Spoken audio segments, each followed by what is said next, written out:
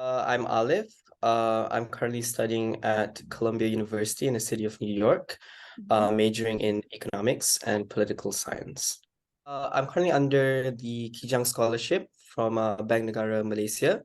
Mhm. It's a pre-university and undergraduate degree scholarship. So basically, you do 2 years of undergrad of your pre-university. I did A levels in College Tuanku Jaafar for 2 years, Mhm. and then I could either do my degree in the UK, US, or Australia.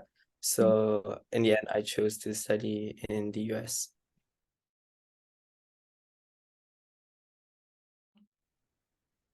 I think for Bank Negara Kijang Scholarship, explicitly in the website, they emphasize on not having just great results. I think the minimum requirement is 8 A plus or A's. You have Mhm. to double check on that. I think that's the case. But Mhm. they also want to see strong extracurricular involvement. I think that's one of the things that they outlined in their scholarship requirements. They want to see involvement. It doesn't matter what kind of extracurricular, something that you're passionate about, as long as you show commitment outside of your academics. I think that's something that the bank looks up to. And also leadership. I think leadership involvement, either being head boy or head girl in your school, or being a school prefect, or having roles in your extracurricular clubs are also important. So Mhm. for the pre-university course for A levels, they would expect you to get a minimum requirement of 3 A's. Mhm. Um, and there is also a requirement for undergraduate degree. So you have to get a minimum GPA of 3, and Mhm. that's the requirement for undergraduate. So 3 A's for A levels, and then 3 for undergraduate degree, but that's also available in the website. So again, during your research, just look up on what the minimum requirements are for these different scholarships, because different scholarships have different requirements. It is fully funded. So Bank Negara Malaysia, like other scholarships like Yayasan Hazana, PNB, are one of those scholarships where they fund you for your pre-university course and then your undergraduate degree. And I would say the benefits is having secured a job right after SPM, because Mhm. you're bonded with the organization or the company that has given you the scholarship. So in my case, I would be pursuing my studies for 6 years, and then I will continue working for the bank for another 12 years. So it will be different depending on the organization that has given you the scholarship. In my case, for every year they've sponsored me, I'll have to work for them for twice the amount of their sponsor. So 6 times 2. So I'll be working at the bank for 12 years. I So see. that's I guess one of the main benefits. Mhm. And I guess the second benefit is that since it's a fully funded scholarship, I wouldn't have to worry that much on my financials throughout the 6 years. I'm given a monthly allowance, not Mhm. just a monthly allowance to cover, my daily expenses, but I have book allowance, I have laptop allowance. So especially for Bank Negara, I think they've uh funded me very well, and I don't really have to worry about any financial situations throughout my studies, be it from my pre-university and currently my undergraduate degree. Mhm. I've not had a situation where I had to worry financially, which is a very big thing when it comes to studies, because we know that education can be very expensive, especially after SPM. Mhm. So I think that's one of the big benefits of being under a scholarship. I graduated sorry, I finished my SPM in 2019. So I was SPM batch 2019. I got my results in March 2020, right before the start of COVID. Mhm. So we had a week or two to apply to scholarships right after our SPM results. Mhm. And coincidentally, that's when COVID hit and we went into lockdown. So this was practically the first year they did scholarships online, interviews online. The whole process was an online application. It was the first time they did it ever. So my journey was that right after the results, I received my results. actually no, right even before receiving results, I've done all my research on what scholarships are available. So you had plenty of time after SPM. You had that 3 or 4 month gap between finishing your SPM and receiving your results to your research on what scholarships to apply. I had the list of scholarships that I wanted to apply based on the studies that I wanted to pursue. And then upon receiving the results, I wrote essays for all the scholarships that required essays. For example, Bank Negara required an essay. I believe Yayasan Khazanah also required an essay to be submitted.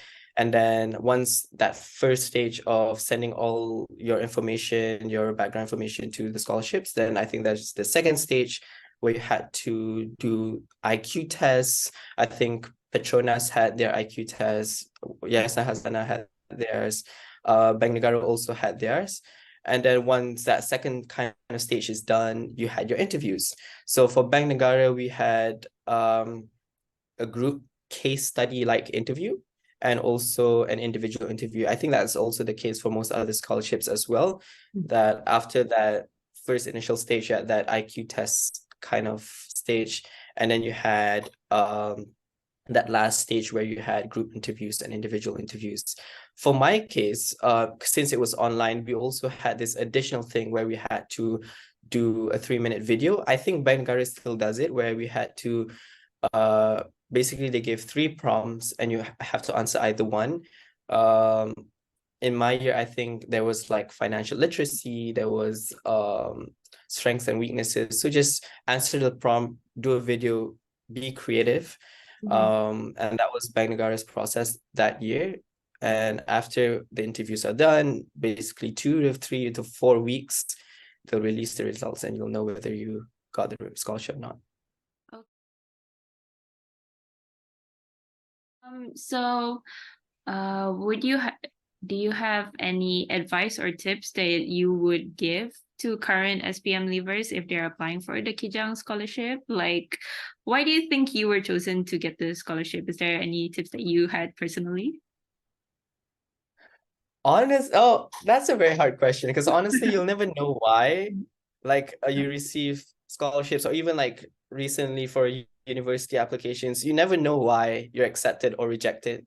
So I think my advice would be to be well prepared, especially before the interviews.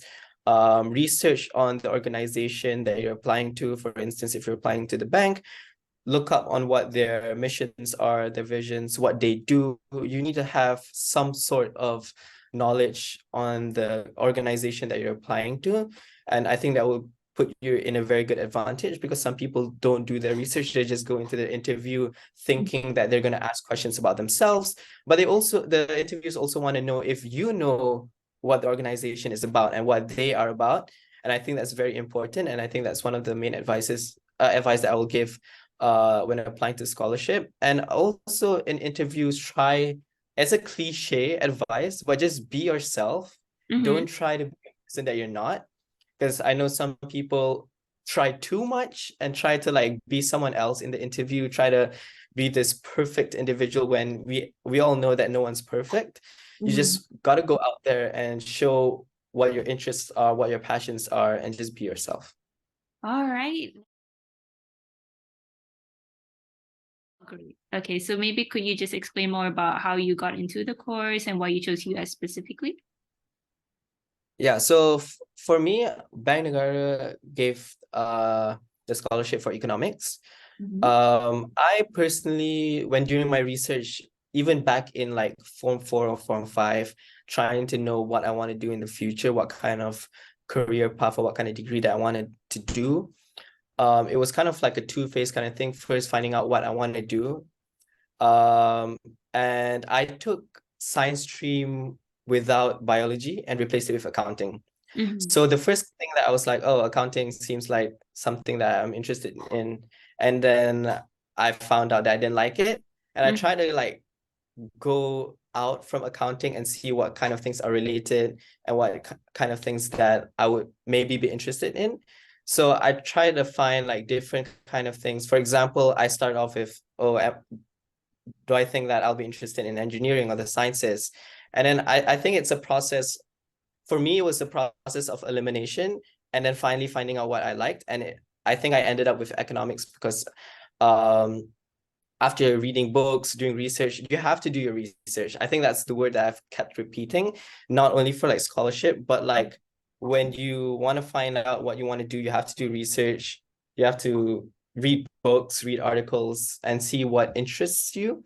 And I think despite it being a process of elimination, don't stop at the first thing you're interested in. For me, I know that I'm the kind of person who is interested in a lot of things. Even back in high school, I do a lot of different clubs. I'm interested in a lot of things.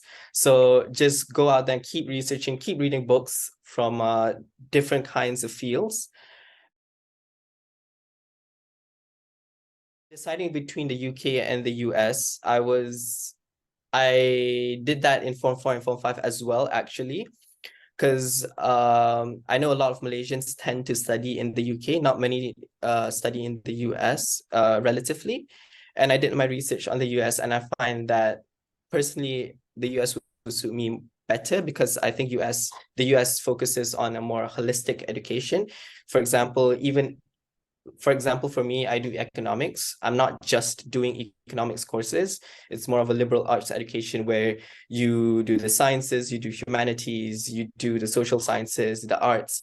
So you take classes from these different fields, and it goes to being a holistic education in the sense that you understand the world better by knowing these kinds of fields, not just knowing economics, or for example. So I think I personally like that kind of education more, and that's why I decided to choose the US rather than the UK.